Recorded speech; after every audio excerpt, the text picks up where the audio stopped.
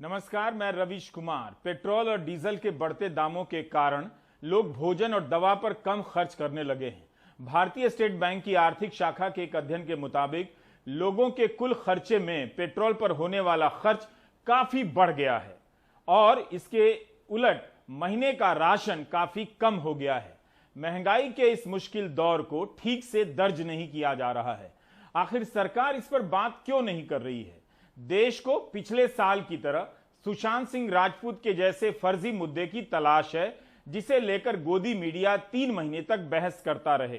जब तक ऐसा मुद्दा नहीं आ जाता है तब तक मंत्रिमंडल विस्तार तो कभी आबादी नियंत्रण से काम चलाया जा रहा है।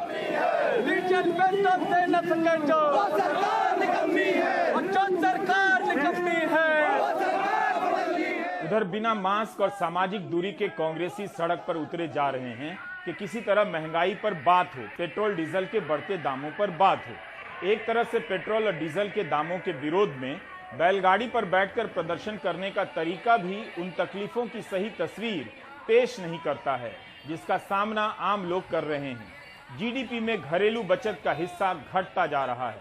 भारतीय रिजर्व बैंक के अनुसार दिसंबर की तिमाही में घरेलू बचत जीडीपी का 8.2% हो गई।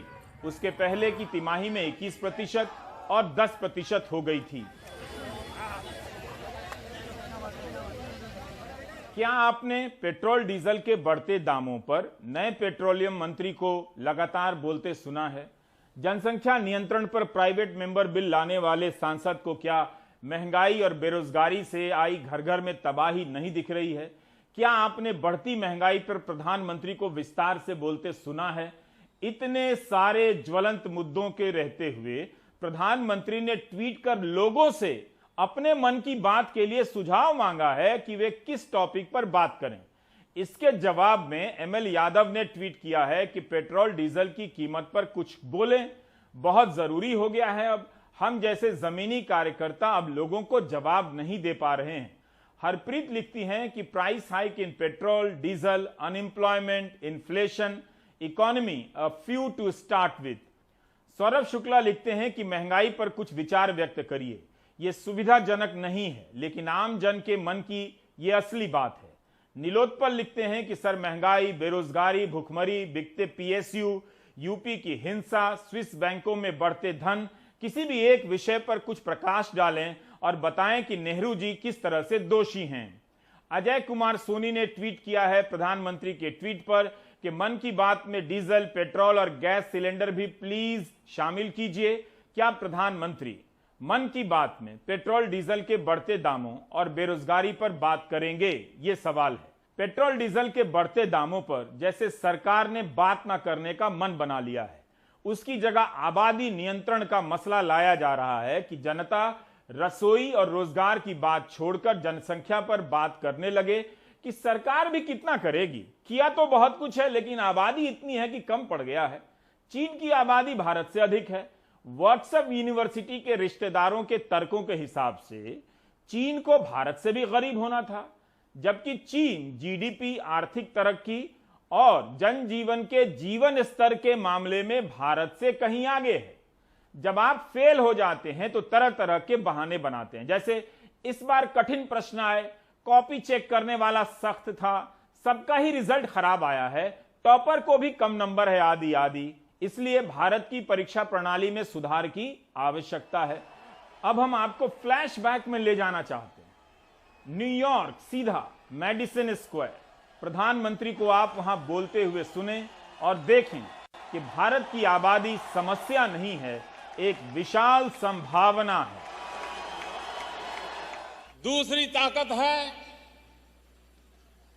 Demographic dividend. जिस देश के पास 35 से कम उम्र के 65% नौजवान हो, इससे बड़ा उद्देश्य को क्या चाहिए? इससे बड़ी क्या संपदा हो सकती है? और तीसरी बात, डिमांड। पूरा विश्व भारत की तरफ नजर कर रहा है। क्यों? क्योंकि उसे मालूम है 125 करोड़ का देश है, बहुत बड़ा बाजार है, बहुत ज्यादा डिमांड है।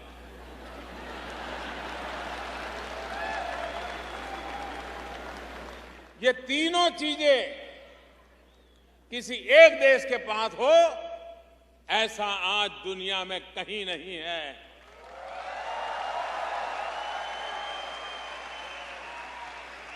और इसी सामर्थ्य के आधार पर इसी शक्ति के भरोसे भारत नई ऊंचाइयों को पार करेगा, ये मेरा विश्वास है। हम आपको हिंदी और अंग्रेजी में प्रधानमंत्री के कई बयान सुनाने जा रहे हैं, जिसमें वे अनेक बार कहते हुए पाए जाएंगे कि भारत की आबादी समस्या नहीं, संभावना है। भले सरकार यह न बताती हो कि कितने नौजवानों के पास रोजगार हैं, लेकिन प्रधानमंत्री मोदी बार बार बताते हुए मिलेंगे कि भारत की आबादी का 65% युवा है और यह भारत की ताकत है। आज आईटी सेल और बेरोजगारी ने उस युवा ताकत को खोखला कर दिया है। फरवरी 2018 में प्रधानमंत्री मोदी कहते हैं कि अगर सरकार सोच समझकर काम करेगी तभी आबादी के साथ न्याय कर पाएगी, यानी जिम्मेदारी सरकार की है कि वह इस आबादी को कैसे ताकत में बदलती है। साथियों, आज के इस ग्लोबल वर्ल्ड में डिसरप्शंस और डिसकंटेंट के दौर में हम वर्तमान के साथ ही भविष्य की आवश्यकताओं को देखते हुए आगे का रास्ता बनाना होगा और हम सबको मिलकर के करना होगा।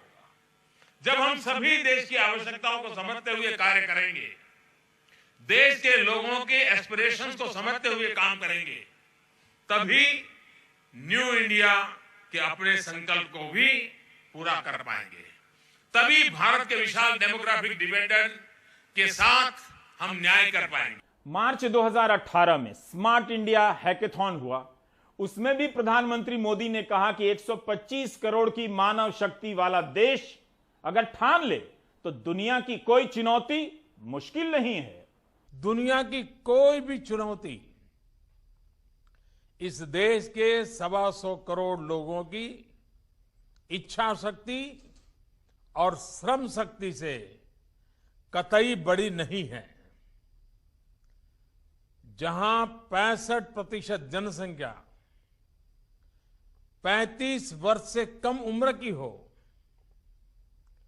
जहां पर डेमोग्राफिक डिविडेंड का इतना विस्तार हो, उस देश के लोग ठान ले तो कोई भी लक्ष्य असंभव नहीं है।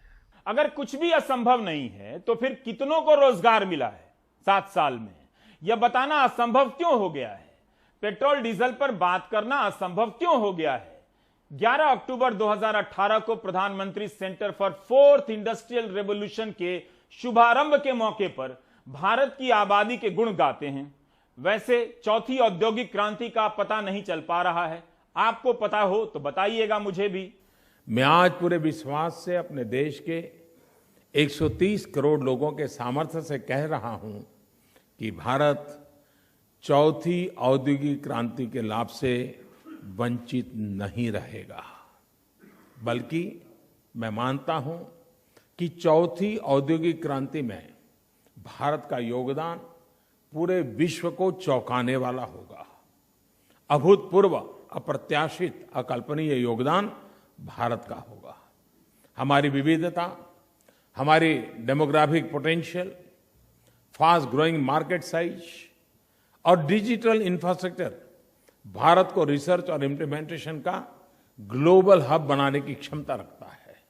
आपने सुना कि प्रधानमंत्री मोदी बार बार 130 करोड़, कभी 125 करोड़ के सामर्थ्य की बात कर रहे हैं, उन्हें समस्या नहीं बता रहे हैं।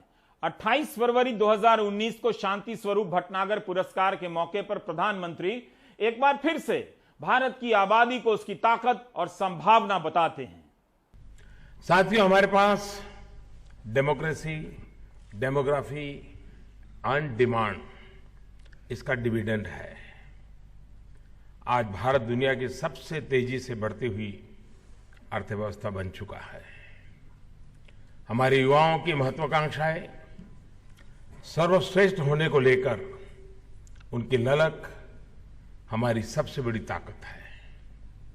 ऐसे में हमें साइंस, टेक्नोलॉजी और इनोवेशन को जनता से जोड़कर उन्हें समाज की आकांक्षाओं और जरूरत के अनुरूप बनाना होगा। डेमोग्राफिक डिविडेंड का यही मतलब हुआ कि भारत की आबादी ही उसके लिए अवसर है, उसका लाभांश है।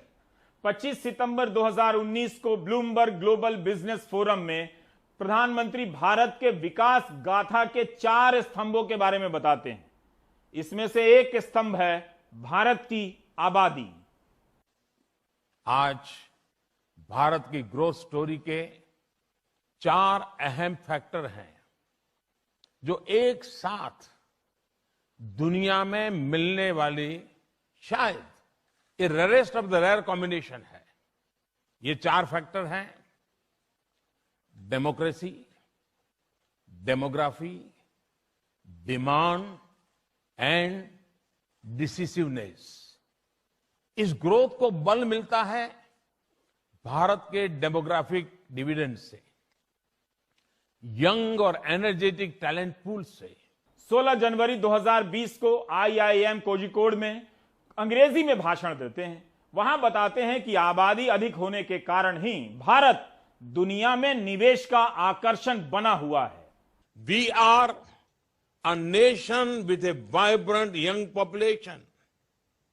Our demographic dividend makes us a magnet for investment. Everybody wants to be in India today. Our software industry 2 decades ago and our startup ecosystem today shows the power of India's youth. हम प्रधानमंत्री के अनेक बयान सुना रहे हैं ताकि आप ठीक से समझ लें और गिरिराज सिंह जो नए केंद्रीय मंत्री बने हैं और रवि किशन जो सांसद हैं, जो प्राइवेट मेंबर बिल लाने वाले हैं, वो भी जान लें कि प्रधानमंत्री इतने साल तक भारत की जनसंख्या को संभावना बताते रहे हैं और अब उनकी पार्टी के मुख्यमंत्री और केंद्रीय मंत्री और सांसद इसके नियंत्रण की बात क्यों करने लगे हैं, ये आपको समझना है। पेट्रोल डीजल की बात क्यों नहीं हो रही है? 25 जून 2019 को संसद में भी आबादी का गुण गाते हैं, लेकिन उस मौके पर प्रधानमंत्री सवाल भी करते हैं कि क्या हम युवाओं को तैयार कर पा रहे हैं। बहुत पहले स्किल इंडिया लॉन्च हो चुकी है, उसके बाद ये सवाल कर रहे हैं। आज दुनिया में हम डेमोग्राफिक डिविडेंड की बात करते हैं, देश के पास युवा शक्ति है, लेकिन क्या विश्व की आवश्यकता के अनुसार हम हमारे युवा को तैयार कर पा रहे हैं? हमें बहुत कुछ करने की आवश्यकता है। तो क्या किया गया? युवाओं को कितना रोजगार दिया गया, यह बताने की आवश्यकता है, लेकिन बताया नहीं जा रहा है। स्किल इंडिया ने क्या किया? इस महीने में भी प्रधानमंत्री एक कार्यक्रम में कहते हुए पाए गए हैं कि आबादी संभावना है। ये दशक डिजिटल टेक्नोलॉजी में भारत की क्षमताओं को ग्लोबल डिजिटल इकोनॉमी में भारत की हिस्सेदारी को बहुत ज्यादा बढ़ाने वाला है। इसलिए बड़े बड़े एक्सपर्ट्स इस दशक को इंडिया टेकट के रूप में देख रहे हैं।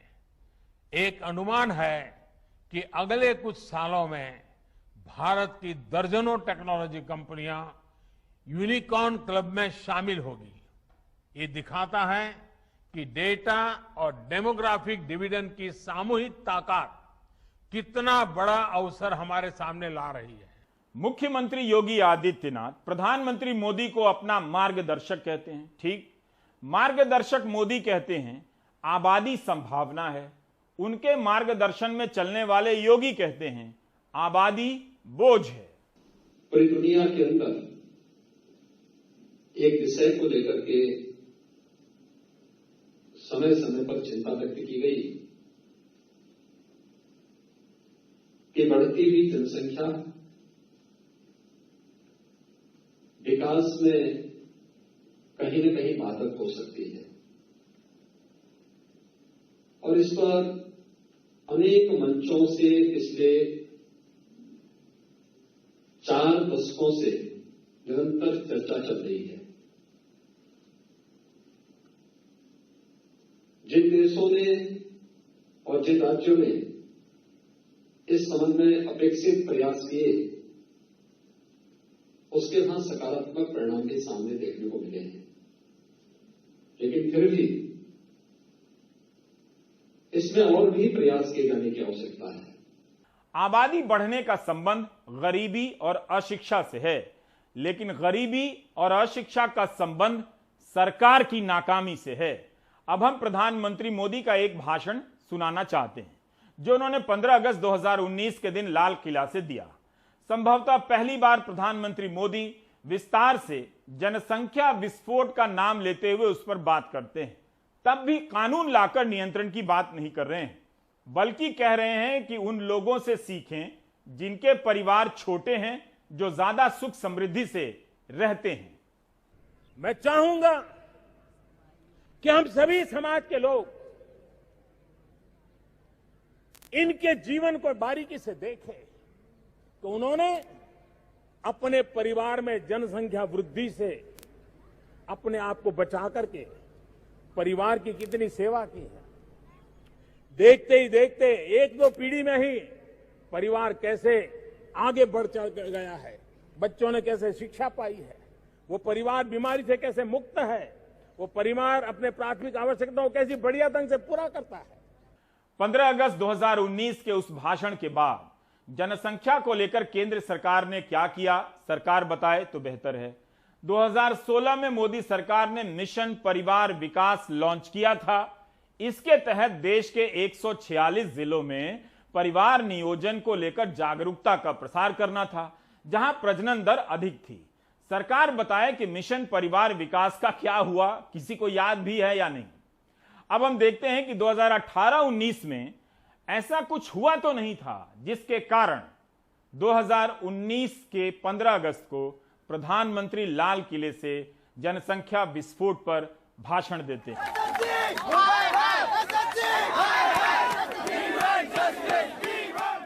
2018 के साल से और 2019 के लोकसभा चुनावों के बीच रोजगार के सवाल को लेकर नौजवान बेसब्र होने लग गए। देश भर में सरकारी भर्तियों में हो रही देरी को लेकर आंदोलन होने लगा। मार्च 2018 में दिल्ली में स्टाफ सिलेक्शन कमीशन की परीक्षाओं से त्रस्त नौजवानों ने लंबा आंदोलन चलाया, जिसमें राहुल गांधी भी शामिल हुए। बेरोजगारी का सवाल उठाकर भी कांग्रेस बुरी तरह हार गई।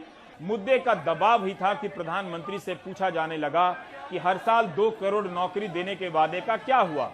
प्रधानमंत्री ने कलात्मक जवाब दिया कि पकौड़ा तलना भी तो रोजगार है।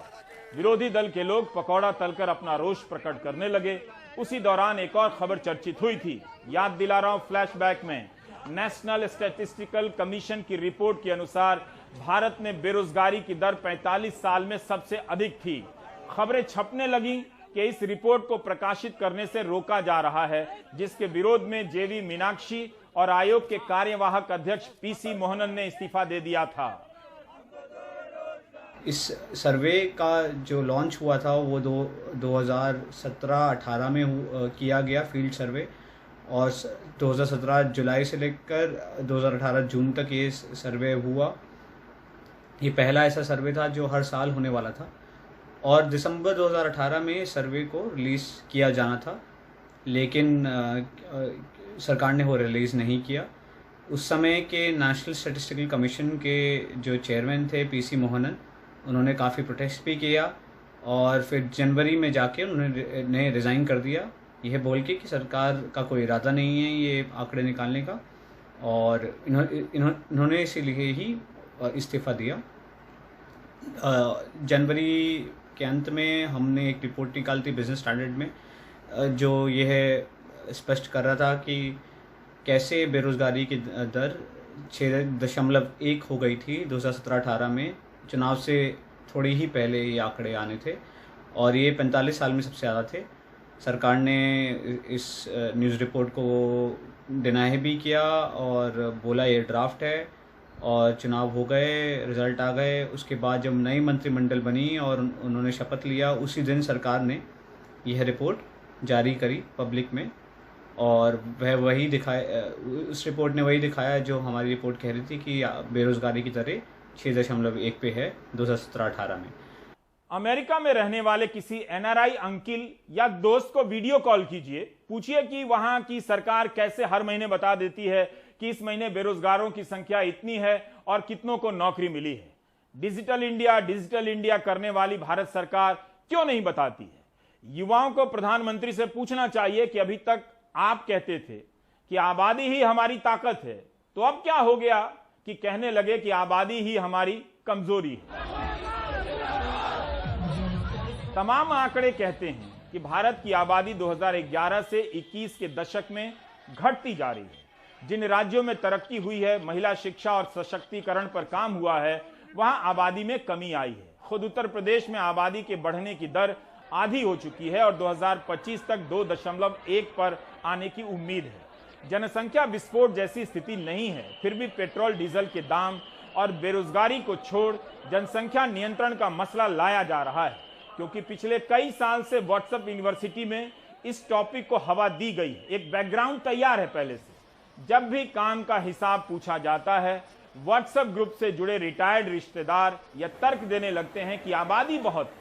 यह बात किसी को समझ में नहीं आती कि 2 से अधिक बच्चा होने पर पंचायत चुनाव लड़ने से मनाही है, तो विधायक और संसद का चुनाव लड़ने से क्यों नहीं?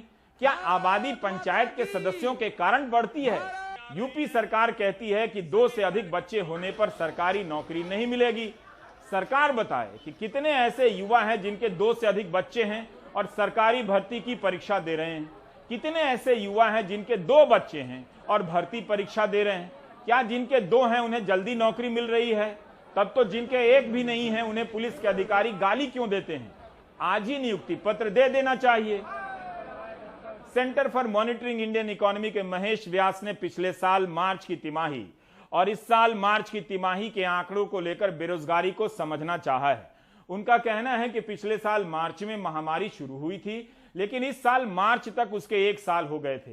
पहले महिलाओं ने नौकरियां गंवाई, लेकिन दूसरी लहर के दौर में पुरुषों ने ज्यादा नौकरी खोई है, जो अपने परिवार के लिए आय का एकमात्र जरिया थे। जिन लोगों को वापस नौकरी मिली भी है, उनकी सैलरी बहुत कम है। एक तरफ रोजगार मिलता हुआ दिखता है, लेकिन यह भी दिखता है कि पगार घट रहे हैं।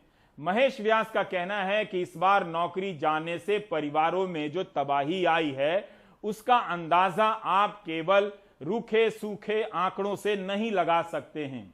पहली लहर में यदि 1 साल का आंकड़ा देखें तो जो जॉब लॉसेस हुए उसमें महिलाओं का जो जॉब लॉसेस की हिस्सेदारी है वो करीब 23% है।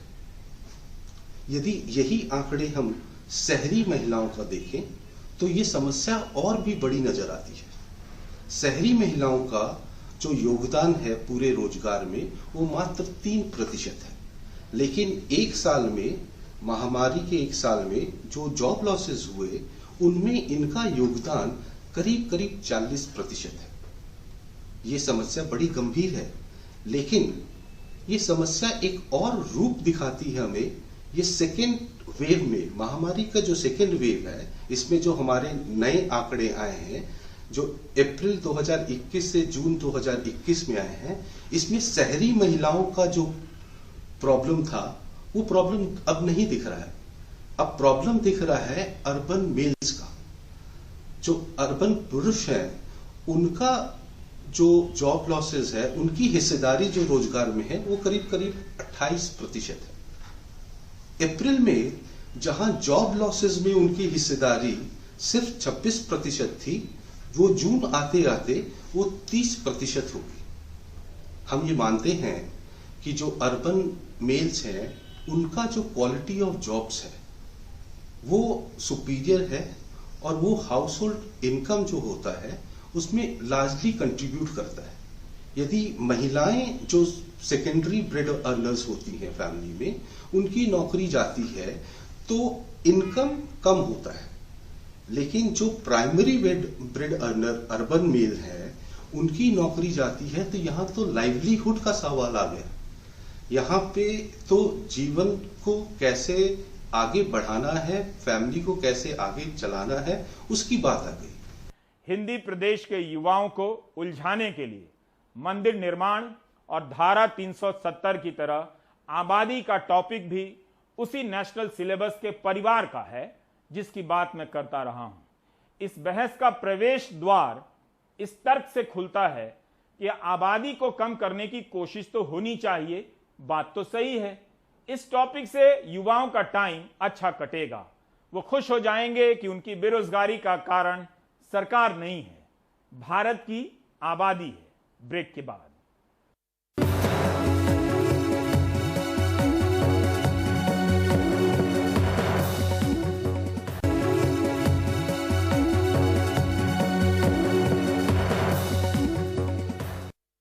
अनुराग द्वारी ने पिछले 1.5 साल में 5 बार रिपोर्ट की है, लंबी कि भोपाल गैस कांड की विधवाओं को पेंशन नहीं दी जा रही है। आज मध्य प्रदेश सरकार ने 1000 पेंशन देने का फैसला किया है, ऐलान हो गया है। राज्य सरकार ने करोड़ों रुपया खर्च कर गैस कांड में मारे गए लोगों की याद में एक मेमोरियल भी बनाने का फैसला किया है।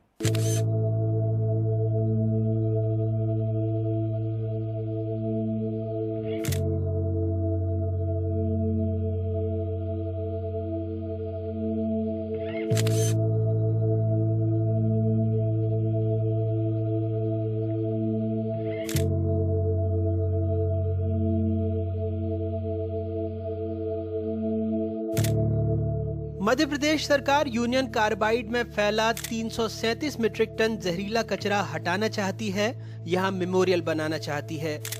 गैस पीड़ितों का दावा है कि सरकार के गणित का ये कुल रासायनिक कचरे का बमुश्किल 0.5% हिस्सा है। उनका ये भी दावा है कि खुद आधिकारिक एजेंसियों को भूजल में 6 ऑर्गेनिक पॉल्यूटेंट्स मिले हैं जो 100 साल से ज्यादा अपनी विषाक्तता को बनाए रखते हैं। ग्रीन पीस की रिपोर्ट में मिट्टी में पारे की मात्रा सुरक्षित स्तरों की तुलना में कई गुना अधिक पाई गई थी, जो दिमाग, फेफड़े और गुर्दे को नुकसान पहुंचाने के अलावा कैंसर कारक हैं।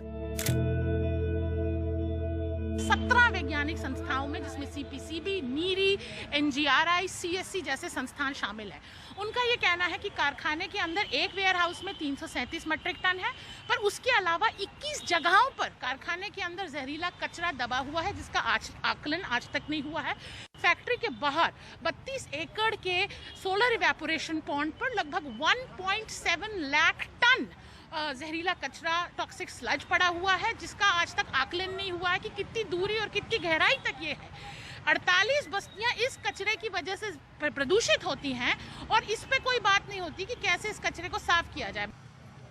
उधर प्रशासन का दावा है कि फैक्ट्री की 87 एकड़ जमीन में से 30 एकड़ पर लोगों ने अवैध कब्जा कर लिया है। 57 एकड़ में यूनियन कार्बाइड फैक्ट्री है। परिसर में बने शेड में करीब 137 मीट्रिक टन कचरा बैग में भरा रखा हुआ है। सरकार का कहना है कि कचरे को हटाने के बाद यहाँ मेमोरियल बनेगा। करीब 370 करोड़ रुपए की डीपीआर तैयार है। यहाँ research and development unit, open theatre, community hall भी होगा। हिरोशिमा की तर्ज पर बनने वाले स्मारक को दुनिया भर में भोपाल मेमोरियल के नाम से जाना जाएगा। मेमोरियल वॉक में कारखाने से रिसाव, अफरा तफरी और रेस्क्यू की तस्वीरें दिखेंगी। किसी तथ्यों के विरोध के कारण ही सैकड़ों एकड़ जमीन जो कि गैस पीड़ितों को रोजगार दे सकती थी, वो खंडर पड़ी हुई है। ये कहीं भी समझदारी नहीं है कि हम लगभग 36 से 40 साल बाद तक इसी बात का रोते रहें, और इसलिए हमने निश्चय किया है कि हम गैस पीड़ितों को रोजगार देंगे, गैस पीड़ितों को के घरों में उजाला आए, ये हमारी नीति है। और इसलिए गैस पीड़ितों को यदि उस ज़मीन पर रोजगार देना है तो वहाँ पर एक मेमोरियल बनेगा। जो भी कचरा है उसका वैज्ञानिक रूप से निष्पादन होगा। 2010 में केंद्र सरकार ने 100 करोड़ रुपया गैस राहत विभाग को गैस पीड़ितों के लिए दिया हुआ है। आज तक उस पैसे से एक भी गैस पीड़ित को कोई रोजगार नहीं मिला है। इससे सिर्फ एक ही को फायदा होना है, वो है डाउ केमिकल कंपनी को।